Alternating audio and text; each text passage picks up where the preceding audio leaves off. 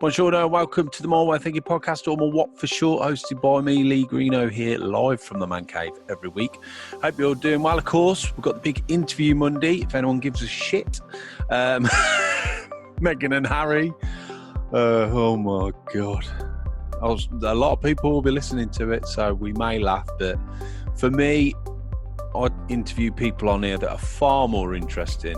Their journeys and their stories mean a lot more to me personally than listening to that load of nonsense. But if you're into royals, then maybe it's your bag. It's Oprah's bag, apparently. But anyway, this podcast is streamed on all the usual platforms. If you do listen via Apple Podcast, please leave a 5-star rating. Makes a huge difference. The video of the chat, if you want to see these beautiful faces on My Way Thinking podcast. Also, take a look at previous podcasts. Last week, we did Mental Health Week, which was fascinating. 3 specialists on Wednesday, Thursday and Friday, all giving brilliant advice to people because we've all been suffering a little bit. So yeah, if you get a chance, listen back to that. We had Oliver Price on this week, who is just a cracking guy. So lots of brilliant episodes, and going forward this year, the interviews are just getting bigger and better, so make sure you keep listening in and subscribe. Now, what is my way of thinking, I hear you ask? Well, it's all about us, amazing human beings that all have a story to tell. Now, those stories can vary massively, but with the guests I'll be interviewing, you'll always be able to take a little bit of advice or insight into how extraordinary we can all be. Remember, 4 rules: 1, no bullshitting; 2, no judging; 3, no negativity; and 4, have fun. I wonder if Oprah used those rules when she spoke to Harry and Meg. We'll find out Monday. But this is far more interesting because today I'm speaking to the brilliant Venessa Bailey. Known Vanessa for a long while. She's just getting bigger and bigger within the film scene. She's done some short films that are just fantastic. You can see some of them on YouTube now. And as we talk through the interview, we find out she's just signed for her first feature. Just phenomenal what this lady's doing. She's just a joy to speak to, so you'll love this episode. So this is me speaking to Vanessa. So a big welcome to my special guest today, the brilliant Venessa Bailey. Woo! Welcome, Vanessa. Thank you very much. How are you this morning? I'm really well. I've got my tea. Yes, I've got my McDonald's cappuccino. But the big question is what's actually really in here. Yeah, that'd be for a later recording. I've tried to be good like everyone else, because we're in lockdown. It's so easy to just drink too much, eat too much. But this morning I just thought, okay, I'm having a cappuccino. I'm ordering a McDonald's. I haven't ordered one for weeks, and it was beautiful. And this cappuccino is and it came so quick. They're really good, aren't they? You can see why they do so well. I mean, they're unbelievable. Yes, yeah. Have you been eating out much or anything like that? Getting deliveries? I've definitely been getting fatter. Definitely been eating. We all have. No, I mean the kids have. I don't really do delivery that much, but the kids have definitely been like. People have been turning up on my doorstep with all sorts of food at early hours of the morning. It's the kids, isn't it? The kids love it. Yes. I know. I'll tell you what I have been doing as well. When I've been shopping's more of an event now. I mean, I hate shopping. We always used to get it delivered. But now I've actually gone out to shop and thought, get this nice meal, and you know what I mean? Yeah, so the one thing I do, and I've never been a massive takeaway coffee person unless I'm on the tube and going somewhere and, haven't. Yeah. But what I do now every day is I have, I've got 4 dogs. So I can't remember how many walks you're supposed to have, but I have 2. Yeah. And I go out and I walk into town and I find a small coffee shop and I buy 2 takeaway coffees a day. And like cake if there's something there, and if I don't eat it, that my husband will. And I've made that a thing that I do every day, so that I'm going out twice a day. I'm supporting a small business. Yeah. Smiling at people and trying to chat to people if they want to stop and chat. Because quite a lot of people do. So I've made that a bit of a routine. Yeah. And I've really liked doing that. That's been really nice. That's a good point. I mean, we could talk about this later, but routine's a massive thing. I'm hopefully getting some mental health specialists on next week, because I think everyone's really at the end of the tether now. And routine is such an important thing. And like you say, just something simple like that makes a whole lot of difference, doesn't it? Yeah, it really does. And I think just engaging with people, because we're stuck in our houses so much, getting out and just, I mean, I've always quite liked chatting to strangers anyway. Not in a weird way, I hope. But you know, I think people have really leapt at the chance for that social interaction that they're a little starved off at the moment. So it's been really nice to go out and just chat to people about. And when you have a dog, it's like a conversation magnet. You know, he's quite a big dog. One of them is quite big as well. So is he? What sort of dog is he? So I've got a Rhodesian, a Ridgeback Great Dane. Oh, have you? Wow. They're all rescues, so they're all a little bit nuts, and they're all like weird mixes. And then I've got a Doberman who is an ex-puppy farm breeding bitch. Wow. So she's like an absolute wreck, and she's mad as a hatter. Oh. Mad as a hatter. So we've got her, the Doberman, and then we've got Alfie, who is came from the Azores, some charity found him. Like, he's a feral one. He's a real challenge. And he's a bull. His mother's a bull terrier, and he's bull terrier, sort of Tyrannosaurus Rex cross.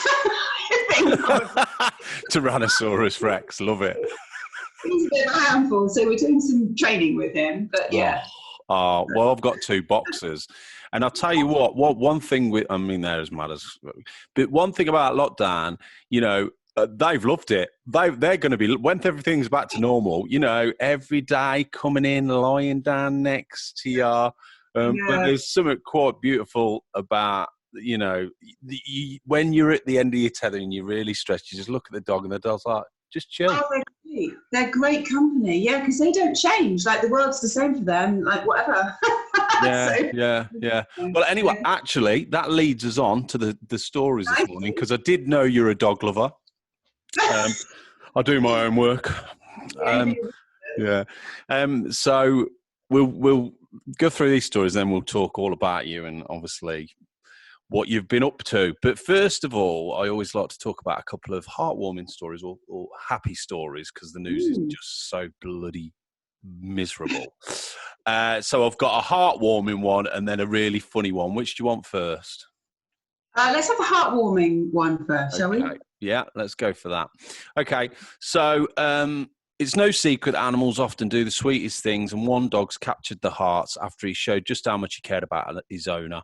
A golden retriever was filmed refusing to leave his sick owner's side as he slept with a ventilator for the first time. The dog named Mayo, who lives in the Henan province, I think that's China, not sure.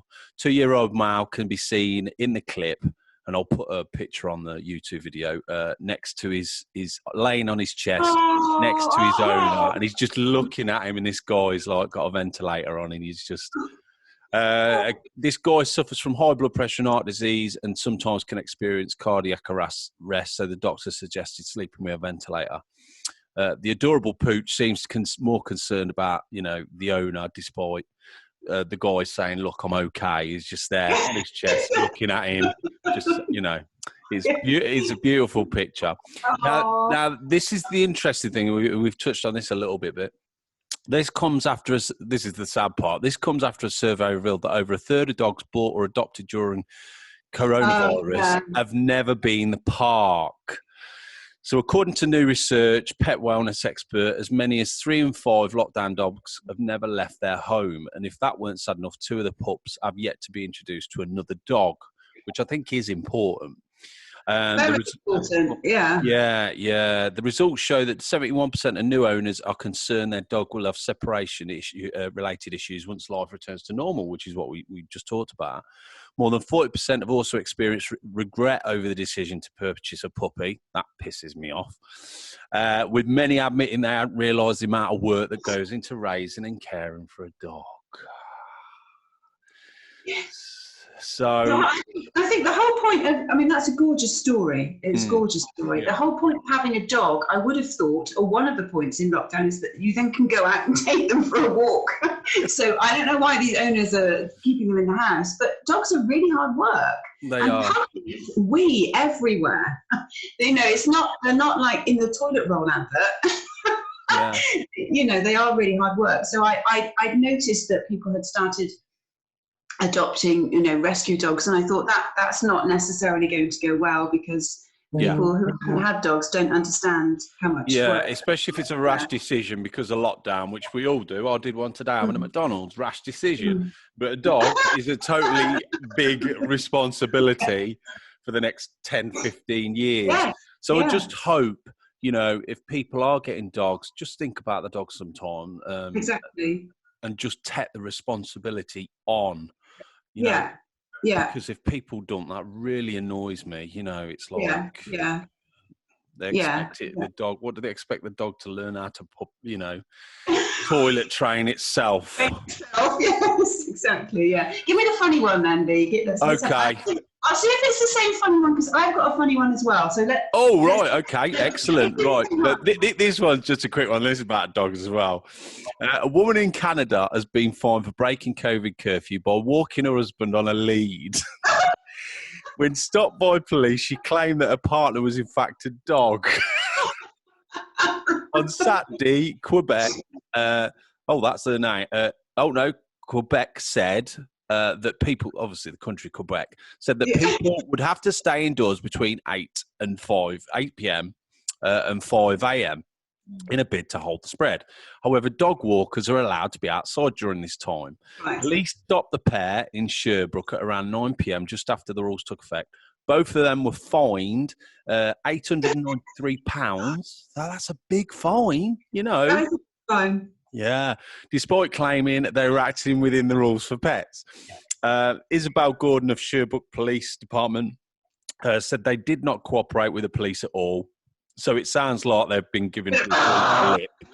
The guy, and the woman said she would not pay the ticket. The paper said, the paper said 19 tickets of breaching the curfew were issued on that night. So that's quite fun. And now there's no picture. I've looked for the pictures, no picture, so I could put it on.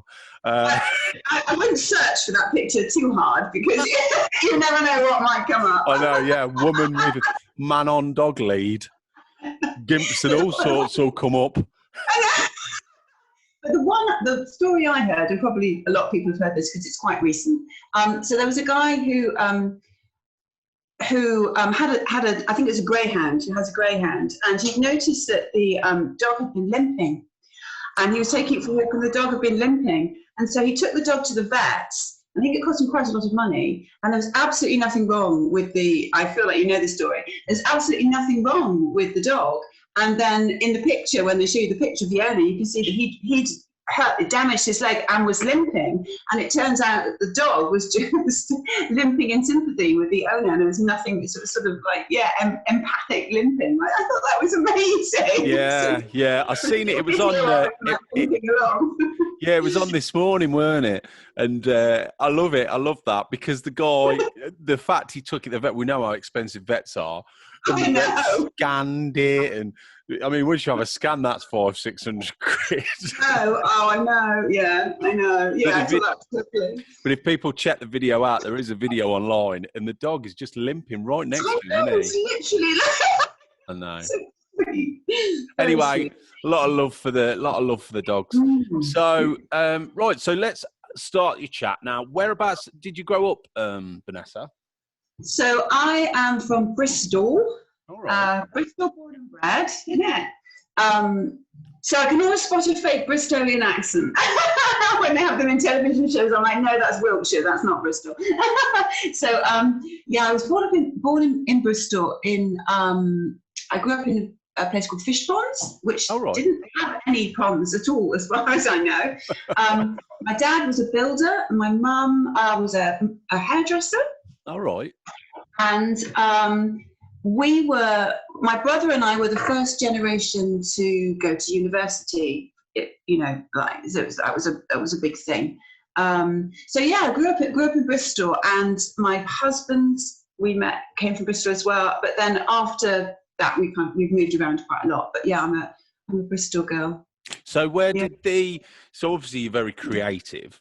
Where did you first start noticing that? Was it something you'd always had when you were at school, or did it come later on? Well, I mean, it was. I think it comes from both of my parents, actually. But you know, they came from a generation where you did school and then you left school and went into a job. Yeah. So my dad did a mechanics apprenticeship and then went into building, and he was a roofer and a decorator.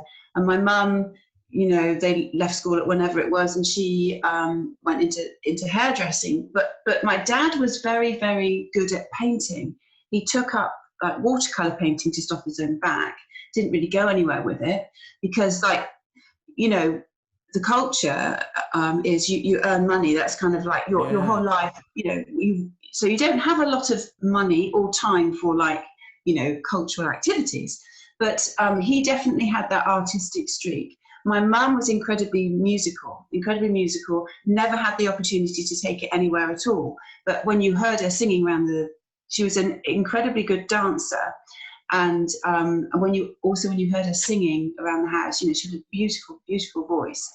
And what they did, which I'm so grateful for, is they took the attitude that they were going to invest their money and make lots of sacrifices. We didn't really have holidays. We didn't have, all our clothes came from jumble sales and stuff like that. Yeah. But they paid for us to go to private school. So I went to a private school, which was Mum's way of giving me all those opportunities that her parents didn't have the mindset to offer her. And so I had piano. I don't know how they afforded it. I do know they mortgaged they had debt. But I had piano lessons and I had ballet lessons, and it's slightly weird. I had elocution lessons as well. I don't know why. Well, you do speak very well, Vanessa. Not like me. Not having much of a Bristolian accent left. Yeah, exactly. And then, but I think going to private school does that anyway. You kind of, you do kind of lose your accent. And they were very, very, very sacrificial about that. And so I was able to get. I got a scholarship, actually. They did means tested ones back in the day. Oh, right. So they were really great. So if you had potential but couldn't afford the fees, then you would get a means tested bursary. So I went through all the posh schools, and I went to university, and I think going through that system unfairly, because it should be available to all. I became a teacher originally, so I taught in the state system. So that's the system that I taught in, but the system that I was taught in was the private system, which was interesting because then I was able to see the disparity and kind of try to make it, try to fill in the gaps a little bit in ways that I could. But, all that culture of drama, art, music, that's so highly valued in the private system in a way that it isn't valued in the state system, because if it was valued, they'd fund it. And I remember when I was teaching, I just saw any cuts that were made to the music, music provision, things like, there's no drama, it's just the Christmas thing at the end, but no drama specialists or artists, all of that. So it came from that. It came from my parents valuing the arts and allowing me to have those opportunities. Yeah. That's a brilliant thing. And I think what you said about the generation is interesting, because it's a massive difference. If you just look, it's only a short amount of time in the last 30, 40 years where the generations have completely changed. And there's a lot of negatives we can say about today, but one of the great positives is, and I say to my kids, you can do absolutely anything you want, and I will help you because it's all about, we all have passions, we all have dreams. And back then, like you say, your parents were working hard for you just to make sure they were earning enough money. And I suppose that comes from sort of the war and, when that's what we had to do. But now the opportunities for young people are just great, aren't they? Exactly, and it's really interesting because none of our kids have gone down the university route, or they started it and it didn't, it just wasn't for them. And I've always said to my own children, you have to do what's right for you. There's no. I think this filters into the way I make films as well. There's no right way to do something. I have no expectation that you're going to do that and that and that and that. I don't like it when I see pressure on young people you have to do this, you have to get these qualifications, you have to go to university, then you have to do that, then you absolutely don't. So one of my daughters is a hairdresser, weirdly like my mum. Yeah. The other one is a teaching assistant in a school in London, and my son has currently been made unemployed twice during. Oh, nightmare! But he's just finished writing his first book. Wow! I said it might be his last, and he's not trained to do that at all. But he's spent the time in lockdown. He's making money by running games online, like what's it? I can't remember what it's called. Fortnite, stuff like that. It's like Dungeons and Dragons, but it's there's one where they have the amazing American voiceover actors. I'm about as up to date as you are with games. Oh yeah. I can't remember what it's called, which is really annoying. Anyway, he runs those online, so he's been really entrepreneurial, and he's just written this book. And I just think the way that they've all had three very separate individual journeys is exactly what it should be about. Just finding their feet, beginning to find their feet. And they're happy. Which is the most important thing, isn't it? Whereas I think years ago it was, you must have an education, you must get that behind you. And don't get me wrong, yes, it is. It's important, but I mean, university now, £9,000 a time, you ain't going to go there for fun, are you? And I know I never went, but I know a lot of my friends did for fun, for the partying. Yeah. For fun, because I got married in my first year. Jesus, you went over the top with your fun, didn't you? Took it to a new level. So I was 19 when I got married. I was engaged before I went to university. Wow. Jobs, yeah. So we've been married for like 30. Yeah, I'm 51. So I don't know however many years that is. Wow, that's brilliant. He's a very patient man. Well, most men are, Vanessa. No, I'm only joking. My wife's very patient with me, to be fair. Very patient. So obviously you're a teacher. You've been through all that system. You've got that creative. That's been. But you could have had it from birth. Who knows? But also you've done all these different things, which is great. Yeah. It's giving you options: the dancing, the piano, and that's a good thing as well. Like you say, get kids. If kids want to try things, like my daughter says, I don't know what I want to do. I said, well, just if you want to draw, write, sing, do the lot. It'll all come together. And like you said, a good thing you said there is, I would never push her and say, you must do this, because I'd hate her to grow up thinking, I wish Dad had never forced me to do this or go into this. So that's a great point. So where did this, so you're a teacher, and then where's the creative side? Where's thinking, I want to start? I guess it was acting that you first started. Yeah, so when I was at university, I did a lot of musical theatre. As you do. Yeah.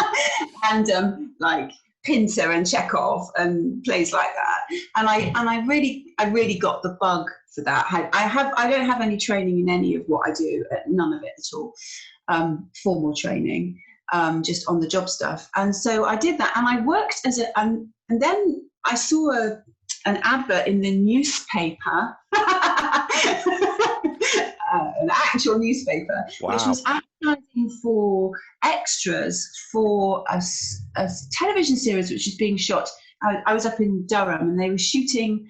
It was with Jimmy Nail. I can't even remember what it was called. Crocodile Shoot? No, that was his album. It was some sort of detective. I know which one you mean. Yeah. And I went along as an extra, and I absolutely, I was just smitten by not being an extra, but the set, you know, the storytelling side of things. I was absolutely smitten by that. So then I decided I was going to be an actor. But then I didn't. I realised that, you know, I thought that you had to go to drama school to be an actor. Yeah. And I realised I couldn't afford that. So I just carried on. I qualified and I taught. And then when I had the kids about 4 years, I taught for about 4 years and then had the kids. And then when they were all, and I sort of like stayed around at home to look after them. I like doing that. Yeah. And then they were all at school, and I was like, oh man, maybe I could try the acting thing. You know, that's madness, because I'm supposed to go to RADA, right, to do that. Oh, so, yeah. But I thought, well, what I'll do is I'll work as an extra. So I signed up with some agencies. I was still in Bristol at that time. Mad Dog and Phoenix Casting were the big ones at the time then. And I did loads of extra work on Casualty, Doctor Who, Torchwood, all those things that were shot then. They were shot in Bristol before they sort of moved off to Wales or wherever they are now. Casualty, Holby, stuff like that. And I just remember I wasn't interested in the fame, you know. I was so interested in the process and this like scary director person and this camera and like how it worked and the illusion of it all and the kind of the fakery and how they produce that thing that then presents itself on a screen as reality. And I absolutely loved it. And I was lucky enough to get asked a couple of times, oh, could you say this line? Could you say that line? But they weren't paying me to do it. They were just like, oh, just pick someone. And because I wasn't interested in the people, so I didn't get tongue-tied. I didn't, you know, so I would say some lines and, you know, do it half well. And so eventually I ended up getting like work as a featured extra quite a lot, with a line here and a line there, all doing like walking, going, oh yeah, can I take a call on Instagram? You know, all that sort of thing.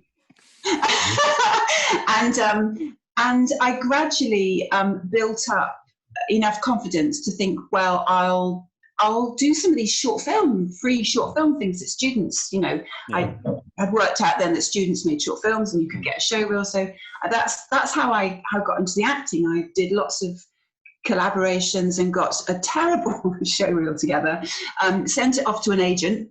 I didn't know what to do. Got called in for I had to do an audition. They were looking for camera actors, you know, screen actors, and I got taken on, and I've just stayed with them, and that was it. I just blagged my way into it, really. You still do it. That's how majority of people sort it. I'm still blagging my way into it. Yeah, you. I think every now and again you'll pop up on telly. I'm like, that's Vanessa. There was an advert. I can't remember. There's an advert the other day. Am I eating a pie? Oh, it could have been. I was like, Vanessa.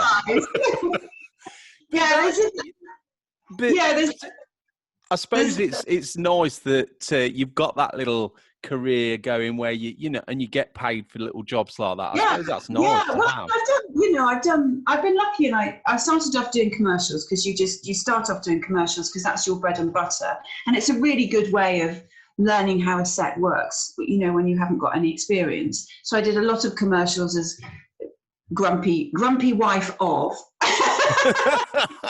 usually car related, like Toyotas and things like that. So I was usually like you know, doing a lot of that. And then I said, you know, at one stage I said to my agent, you know, I want to move on to doing the drama, because you can get stuck in commercials and they're great and they're safe and they were quite well paid, but you know, they're not the most artistically satisfying thing to do. You know, there's no massive journey to go on usually. And then I was lucky and I got, you know, stuff on EastEnders, and then I got, you know, a part on, you know, just one episode, like guesting stuff on White Gold, and then White Gold, I love White Gold. I got flown out to Mallorca for that. That was lovely. Oh, was it? So it was very homesick. I love that. It's fit. I don't think they're doing another one, are they? I don't think. Is it finished?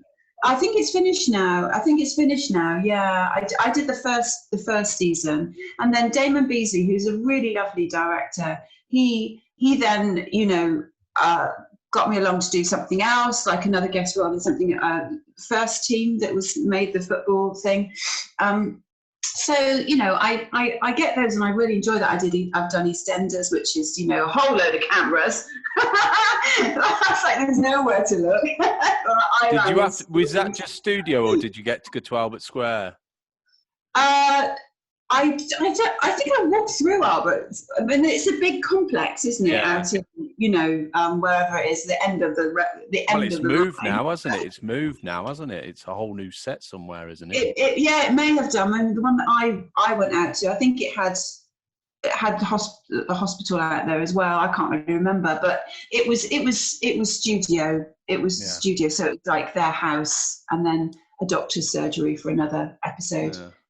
But it was really nice working with can't remember her name, Lacey Turner. Oh right, yeah. So I had nice scenes with good actors that I could like. I'm like, how do you know all your lines? And they work hard as well. People don't realise these. I don't really watch them, but yeah, they're working every day. And like you say, having to learn them lines straight away. And it's you don't get like 75 takes to get it right. It's bang bang bang bang bang, and it's really hard work. It's really hard work for them. Yeah, I've got so much respect, because you don't get the luxury of lots of takes. It's all based on the sort of technical. Did we get it? Did we get it? Okay, moving on. Yeah. So obviously you've got this acting now. You've got the acting bug, and you're enjoying that. And then obviously you turn and start thinking about directing. And I've always been interested in this, because when I first started out, obviously I was similar to yourself. I had a job and I started making short films, things like that. I wanted to act. When I left school, I wanted to act, and I did a few courses. And after a while, I sat back and I thought, whoa, because I've seen some really good actors, and I thought, I can't do this. They are that good. I'm out my depth. And that's when I thought, but what I do love is being behind the camera and seeing it and managing it that way. What was the transition like with you? How did that happen? Well, so first of all, it was the writing. So I got fed up with, so you hit a certain age as a woman. It's not so much with men, but you hit a certain age as a woman, and you begin to realise that you're getting too old to play the mistress, but you're not quite old enough to play the dowager in Downton Abbey. So you're not quite Maggie Smith, but you're no longer, the sort of like decorative whatever. And so you're sort of in this wasteland of there's not a lot of parts going, and there aren't a lot of parts going anyway, and there are lots of named actors, so it really suddenly goes from having a few options to like very few options. So I decided to write Seeing Him, which was about 7 years ago, I think, just because I wanted to play a part that I would find interesting. And during the process of that, I went through about 5 directors. That was a very convoluted shoot. That was a very convoluted production process. Yeah.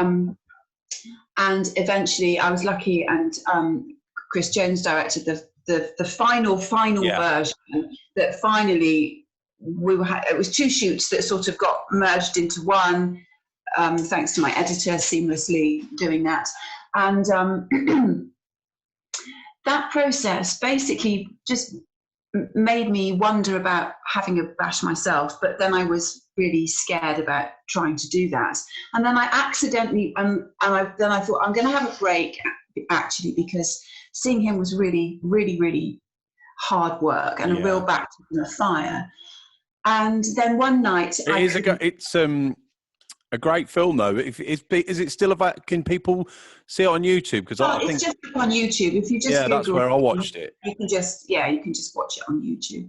And it won a ton of awards. I mean, it did really well. Went out to festivals and won and played at Rhode Island and Newport Beach and all. So thanks to the team, which was a really amazing team. And then one night So I thought I'd have a break from all of this drama. Yeah, it is stressful. And then I couldn't I couldn't sleep. And I also lost both my parents in the middle of it as well. So it was a real, like, everything was happening all at once. And that was out of the blue. That was a bit of a shock to me, sort of a couple of months apart.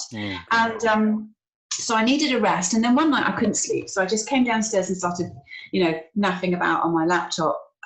I wanted to write something because my head was but I didn't know what it was. So I just plucked a male character and a female character out of the air, not knowing, I didn't have any idea what the story, and I hadn't planned anything, stuck them on a bus stop, and I said, okay, you say something, and then you say something, and then and so I was like, okay, and then he says that.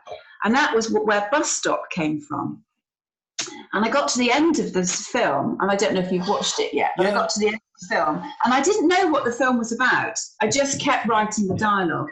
And as I wrote it, the dialogue moved towards what it's about. And I got to the end of it, and I was like, oh, it's about that.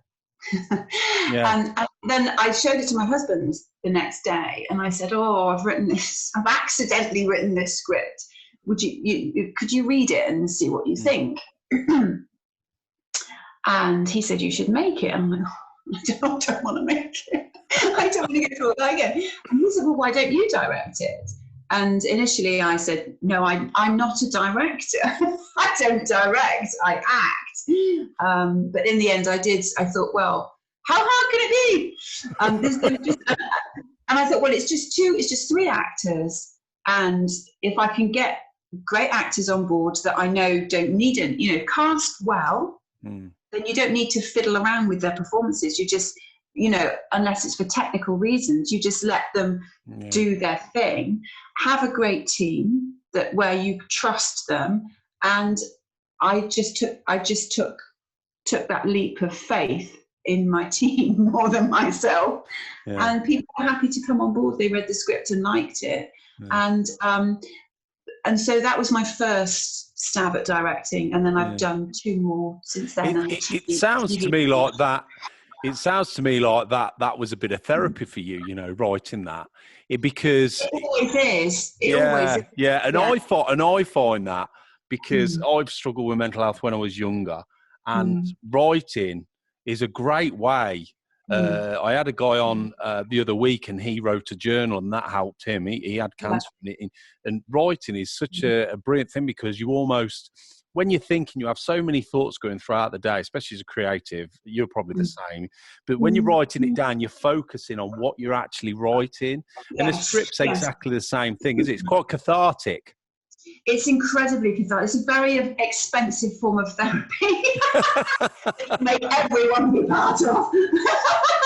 Well, writing's not expensive, but when you decide to make a film, then but I love the film. I love the film, and what I love is I love the 2-shot. It's very, I love the way I see so many films these days where it's all about the editing and chopping and changing this, and it sends me crazy. I mean, the film I recently did, it was all long shots, and I loved it because I didn't want, when people were like, oh, you need to cut here, you need to cut there. And I said, no, people are not stupid. If someone's off camera, but we know they've gone to a fridge, they don't, people will work it out. But I do love that. I was thinking of Steve McQueen. I love Steve McQueen's a great filmmaker. And have you ever seen a film he did called Hunger? No, I haven't yet. It's a true story. Michael Fassbender, just when he was becoming famous, it's an amazing film. His best film for me. I think it was his first one. And there's a scene in that where there's a guy just mopping a corridor in a jail, and he's there for like 5 minutes, just mop. And you think, this filmmaker has said, I don't give a shit. I love this shot, and I'm just going to leave the camera there. And I thought that's so brave. So well done on that, because I thought it was brilliant. Well, that was a really funny story with that edit, because my editor that has done all of my films, who's called Chris Frith, he's absolutely brilliant. And I first worked with him when he came on board with Seeing Him via Eddie Hamilton, who was the editor of Mission Impossible. Yeah. And so Chris was on the team at that point as one of the assistant editors that just doing part of a big team, whereas now he's flying out with them to various locations. Yeah. And I've been very lucky that he stayed with me for my filmmaking journey. And when we sat down I said, would you like to edit? Would you please edit this? Yeah, would you like to? And it was great because he came down on set. So I had him on set with me as well. So he was watching everything. And he said, the way I work with Chris is I say, just go away and do your thing with it. And he kind of edits off script. He just edits from the footage, which I love. I don't mind that at all. And he'll come back with something. And I watched it and it was beautifully done. And I said to him, Chris, do you like this edit? He said, no, not really. I thought I'd better give you value for money, not that I was paying him. And so it was beautifully done, but it was just, as you said, it was too much. So I said, well, what do you want to do, Chris? I said, because what I want to do is I want to start with that 2-shot and then only muck about with it when we absolutely have to. He said, yes, that's what I want to do. So we started with the wide and we only cut into it when the dialogue hit a beat where we felt it was powerful to go in for a close-up, but it was really, the edit was led by the story. It didn't lead the story. And so I was really glad when he won an award for his editing, because a lot of people will look at it and go, oh, there's not much editing. There's loads of editing going on. Yeah. And the brilliant editing that's going on is when he doesn't mess about with it. And it's only a really good editor that will not get in the way of the story and want to do stuff, Yeah, so not happy trigger finger like these ones in Hollywood doing Avengers and Christ, you don't know which way to look. Sends me insane.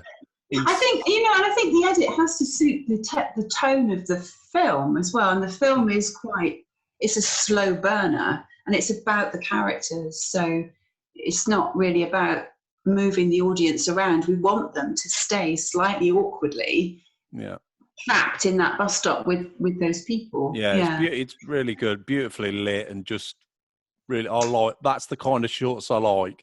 There's a lot of shorts out there and some are brilliant, some not so much, but I love shorts like that. It just hasn't got to be all singing and all dancing, just a nice little message.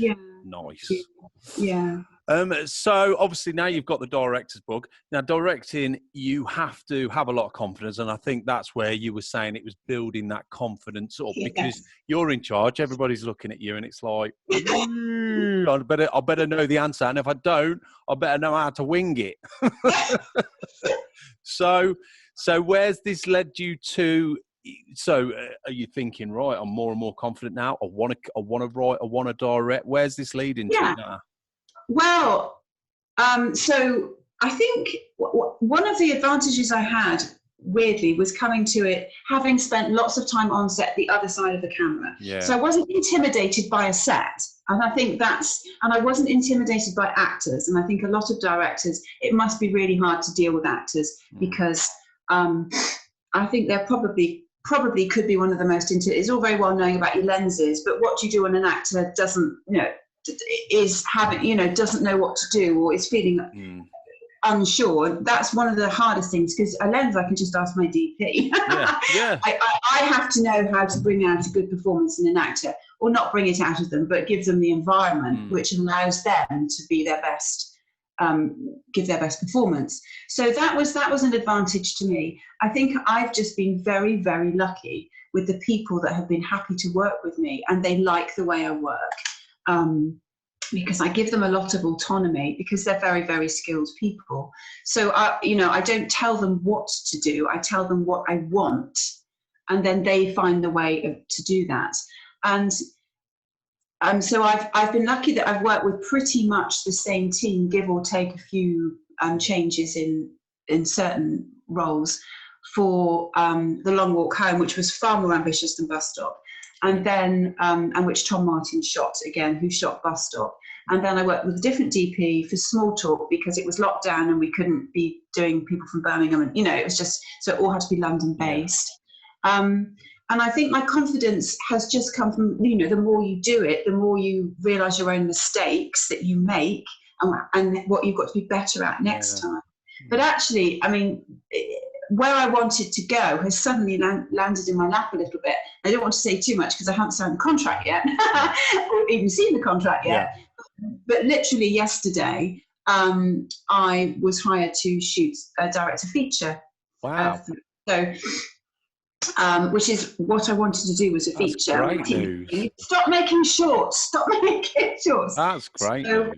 And that, I don't know what team I will be working with on that, so we'll have to see, how. But I'm really, really, really excited about that, because that's going to take me again out of my comfort zone, which is what I like to do, and make me raise my game. And so that was what I wanted to do, was then go into features or television. So that's, hopefully I won't cock it up. Brilliant. Hey, you don't cock anything up. You just learn by your mistakes and move forward. Never admit to any mistakes, especially if you're the director. Now, Small Talk, you actually filmed while we're in the COVID restrictions. Just tell us a little bit about that, because I'm quite intrigued about this, because it's a whole new way of working, isn't it? So I actually shot Small Talk, and then I was hired to shoot a TV commercial, which was for ITV. What was for a client to go on to ITV, and they were both shot in lockdown. That was a bit of a learning curve, but really it's just common sense, in that you've just got to keep you have lots of online stuff that you can do for Small Talk. The way we handled it was everyone did a certificate. You can do the certificate online. I think it's either Creative England or, I don't know, BFI or something like that. And you just go online, it's free, and you just go through all the stages of what you need to know to be aware of, health and safety. So everyone did that. Everyone had a certificate before they came on set. If you're ill, don't come on set. And then that was just a one-day shoot for Small Talk. So we didn't have issues with insurance, because you just do your normal insurance, because you're going to get through the day, and that's going to be fine. And then we had everyone sign a form at the end to say that if they got ill within a week of shooting, they would let us know, so that we could, do some track and trace type stuff. So, and it's just lots of hand sanitizer, social distancing, masks unless you're exempt, lots of wipes. And we were lucky to shoot in a location that's actually my husband works at normally. So that was already a COVID safe location, because actually the trickiest thing for shooting now is finding locations, because you've got the massive expense of deep clean if we go in, deep clean when we leave. It's hugely expensive. Whereas this location was already, it has a cleaner there every day, and it has a fogging machine and all of that sort of stuff. So that was all really easy. And so when we went to shoot the TV commercial, which is a coffee commercial for a company called Cafe Pod, which you can see online, it's got several locations, but we went back to the church, and it's all shot in the church, just in different rooms. So again, we were able to keep that very simple, and that was a 2-day shoot. So, you've just got to kind of get over it a little bit and work through it and get on with it, because you can't let it stop. Otherwise, everything grinds to a halt. So you find the way through, and you just do that, and you just try and keep working. But it does make everything more expensive, I think. It's for me. I mean, I've been doing a lot of writing in lockdown. I haven't done any filming, but it's definitely affected the way I'm writing my next feature. And I'm thinking, how are we going to film this? Hopefully we haven't got any restrictions. But what I have done is I've thought, right, this is the crew I need. And I've really been sparse about it. You're not going to have extra people there, loads of runners. Can this person who's doing the lights do a little bit of running as well? Yes. Do you know what I mean? So that is definitely in the back of my mind now when I'm doing projects. Well, with Small Talk, we went through a huge process of changing it in order to be able to shoot it, because I'd crowdfunded for it and raised the money way before coronavirus came on arrived on our doorstep. And it was originally due to be shot outside. And then we got one of those hurricanes that arrived. So we delayed the date. Agnes or something. Agnes. And that was really wild. And we were shooting on a footbridge. So I was quite glad. We had like a ton of we were shooting on a Mini LF, Alexa Mini LF, which is a very expensive, very lovely camera, which we were lucky to get through Shoot Blue. Thank you, Shoot Blue. So we postponed that, and then we went back and we shot that. We shot about 5 minutes of footage, and then on this footbridge with this scenario, this mental, because it's about mental health, because I really wanted to do something about men's mental health.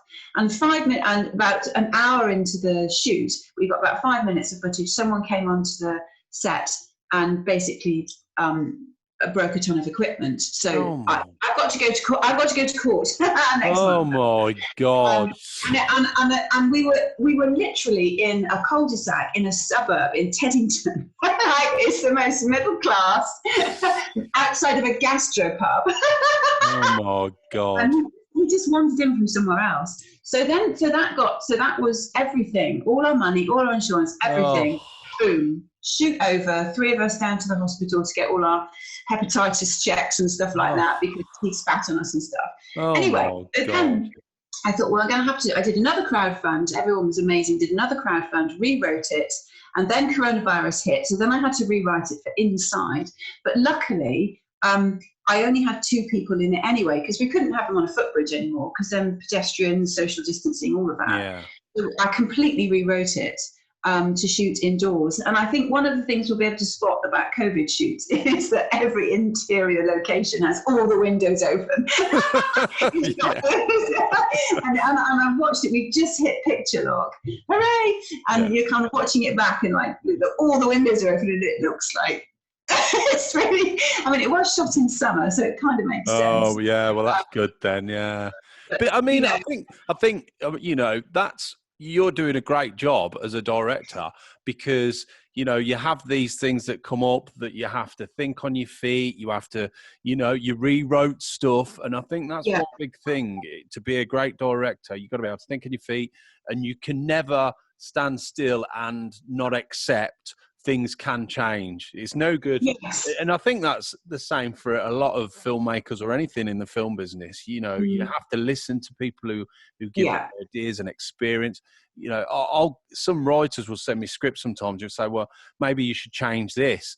And they will not change it. You're in the wrong business, because it's a collaborative thing. And if people, if things happen or people tell you ideas, you must be open to change. You know what I mean? Yeah, absolutely. And that was the thing I learned with seeing him, because I had to rewrite that several times as well out of necessity. And I learned as a writer that you have to, that whole thing of kill your darlings. Yeah. That's like, anyway, there's no script that can't be, I get scripts sent quite a bit, and there's no script that can't lose something. I mean, probably pages and pages, really. Yeah. And dialogue. Too much, always too much. It really annoys me. It's like you don't need to explain everything. I know. You don't want to say, what do I know? I know nothing, but when I see some people, you think you got to just look at the basics and do a little bit of, No, I think it's also, you've got to remember that actors do acting, and words are a luxury. Actors can look at someone and say something. So only have the words if you feel there's no other way of, communicating. That's kind of how I approach it. But never tell me that you're feeling sad, because I should be able to see that you're feeling sad. But yes, I think like the thing I've learned with directing is you're absolutely right, is that you have to learn to listen to everyone. And it is an organic process, because people, you write your script, which then will need changing. The actors will then interpret that differently. Your editor will want to make changes. Your DP will have ideas about how to, I never write camera shots I never write anything like that. It's literally just the story, because that's not well, it's kind of my call as a director, but I don't want that to go. Yeah. I don't say, well, camera pans where I'm like, oh, it's a film. Oh, I thought I was in a real moment there, Yeah. So I think you're absolutely right. You have to listen and learn all of the time. I'm always trying to, on my set, have people who are that's my phone, who know much more about everything than I do. Yeah. Because that's how I get the good film at the end. Yeah, definitely. And so future going forward, hopefully this feature film, which is amazing. Anything else planned? Well, I would like to write a feature. I would like to shoot some more commercials. I would love to do a music video. Because I'm a musician, so I'd love to do a music video. Yeah, it's really hard trying to convince someone that sort of middle-aged woman would like to shoot a bit. I don't have enough tattoos, like t-shirts. But I would love to shoot a music video. That would be amazing. I'm just always up for a good story, whether that's a commercial or a music video or a short film or a feature. I'll have a bash at any genre. I've got stuck, so we've got to finish post for The Long Walk Home. That's taken a while because of COVID. We've got to finish post for Small Talk. I've written a short romantic comedy which we need to shoot. And then after that, I'm just open to people saying, I've got a good story, would you for me? When lockdown's finished, everyone's going to be like, oh, I want to do this, I want to do it. It's going to be 100 mile an hour, isn't it? Yeah, I'm great. People should. Where there's a will, there's a way. That's what I found. The crowdfunding's been amazing. All my films have been made possible because other people have financed them, essentially. Yeah. And also Genera Films, who gave me a grant for Small Talk, which was amazing. They're a brilliant funding body because they Who was that? Genera Films. Oh, I've never heard of them. Which is headed up by I think Noel Clarke. Oh, right. And they will literally just look at your script. They're not interested in anything else. It's just, do we like the script?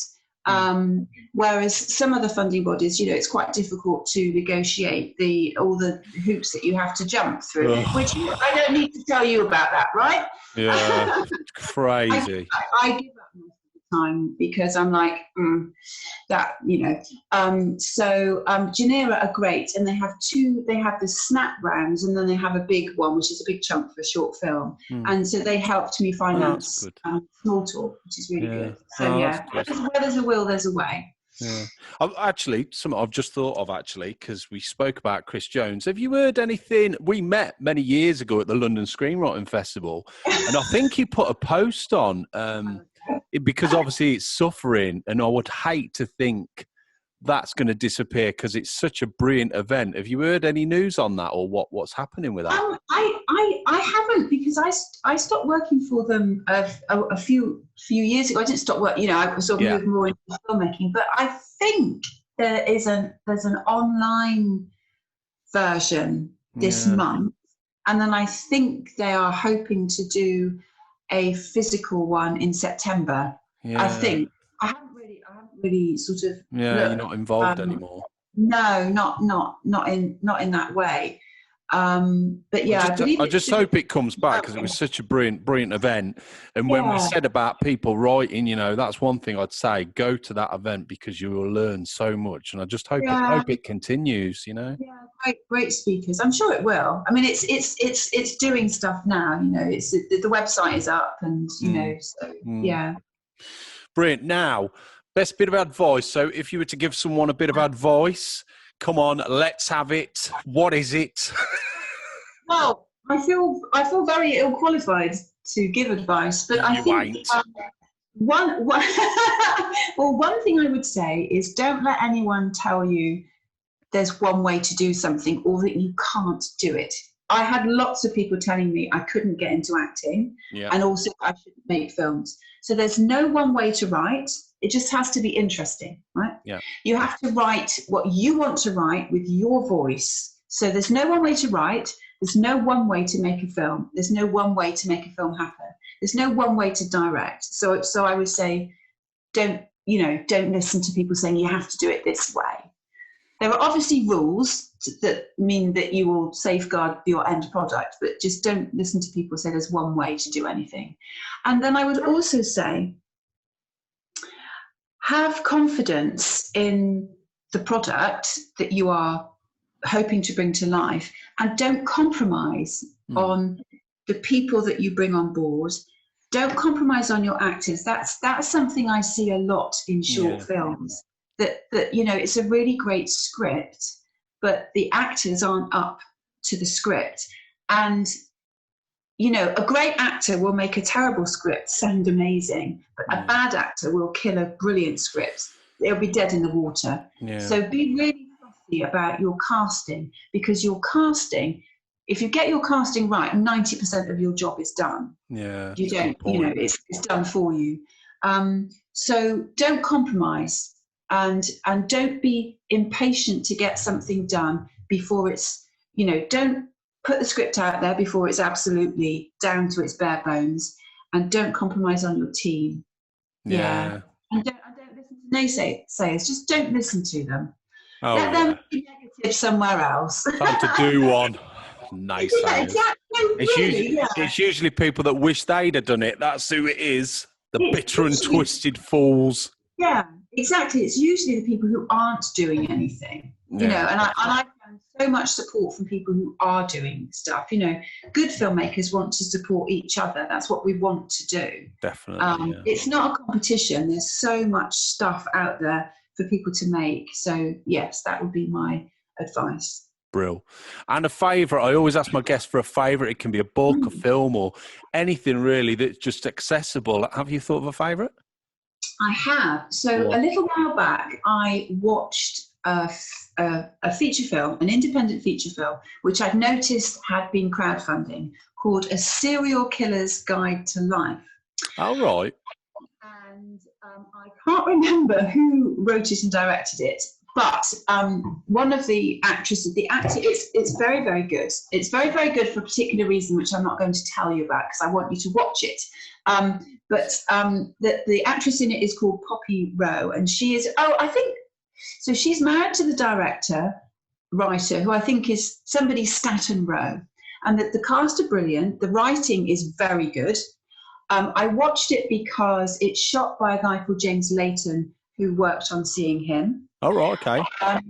And I don't want to say too much about it. It's a low-budget, independent film. That surprised me, and that very rarely happens. Because I think I've heard of it. I think I've heard of it. What's it called? A Serial Killer's Guide to Life. Yeah, I definitely heard of it. It's a horror, but it's not really. And I don't usually watch horrors because I haven't got the stomach for it. Even though I know it's not real, I still can't watch it. But so I was reluctant to watch this, but it's very dry. It's very dry. It's a dark comedy.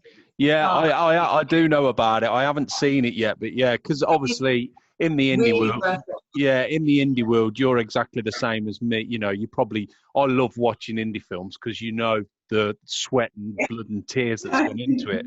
But so I have heard of this because this guy's doing a really great job.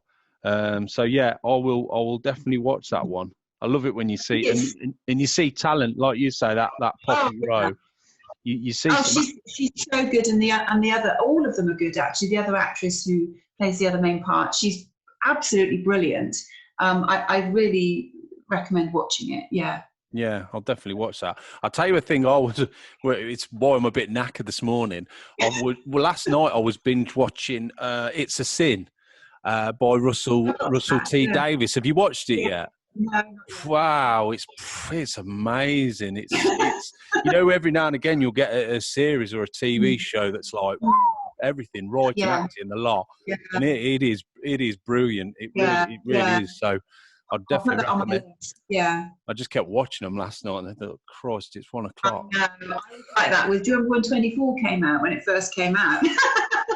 I was like watching 5 episodes in one night. I know. I never. The 24 is quite funny because I never watched it, and then I had a home gym, and I thought I want something to watch while I'm training. Got 24. I watched. Never been so fit. What about 8 box sets? I would say to myself, ignore the cliffhanger when you get to the end. Ignore it, and you just can't. It's just like no. Yeah. Yeah, it's very, very good. Really good filmmaking. Now, if people want to get in touch or look at your projects, Vanessa, where would they go? Well, I've got a website now, thanks to my husband, which is VanessaBaileyDirector.com, I think. So you can have a look at that. You can watch Bus Stop on that. That's kind of up fully. And so that's kind of like where you can look at what I've done. I'm on Instagram at VBaileyActor, pigeonholing myself nicely there. and I pigeon myself on Twitter as well. So I'm on Twitter with the same thing, at VBaileyActor. So that's what I kind of like social media. Yeah. Brilliant. Well, look, it's been an absolute joy to have you on today, Vanessa. Thanks so much for coming. Me. Oh no, and I really look forward to what you're doing next. I mean, every time something pops up from you, it's like either you've won another award or, you know, she's doing another film. I'm like, God, does this woman stand still? Well, you know, it's my, I have to say, it's my team's winning the awards, really, because it's not me making them, it's them making. Well, you are, but yeah, very humble. But like me, I'm very humble as well. But no, it's been an absolute pleasure to speak to you, and next time one of your next short films come out, because you've got not Seeing Him, it's the Long Walk Home, isn't it? That's the next one. The Long Walk Home is the next one. Yeah, we're just doing the grade and the VFX on that, so it's nearly there. Score's done and everything, so it's just the final. Yeah. And once you can give us details about your feature, yes, I'd definitely be interested to hear about that. Yeah. Oh, God help you. I'm so excited. Yes. Yeah. Brilliant stuff. Yeah. All right. Well, look after yourself, and we'll speak soon. Okay. Yeah. Take care, Lee. Thank you very much. Take care, Vanessa. Bye. So that's it. Massive thanks again to Vanessa for joining me today, and also to you for listening. Make sure you follow the podcast because, like I say, over the next coming months, there's going to be some even more extraordinary interviews. The podcast streams on the usual platforms, iTunes, Spotify, so please leave a rating on them. Subscribe. To keep up to date, follow Facebook, which is My Way of Thinking Podcast. Instagram is MWOT Podcast, and Twitter is My Way of Thinking with a 3 on the end and not a G. Don't ask, long story. Every week I put the whole conversation on YouTube as well. So if you go My Way of Thinking Podcast, I think that's everything. Now, finally, if you do want to get in touch or you think you may be a great guest, then email me on mwotpodcast@aol.com. Whew. Until next time, God bless. Have a great weekend and week. And don't watch that rubbish on Monday. I probably will saying that. Take care. Look after yourself. Speak soon.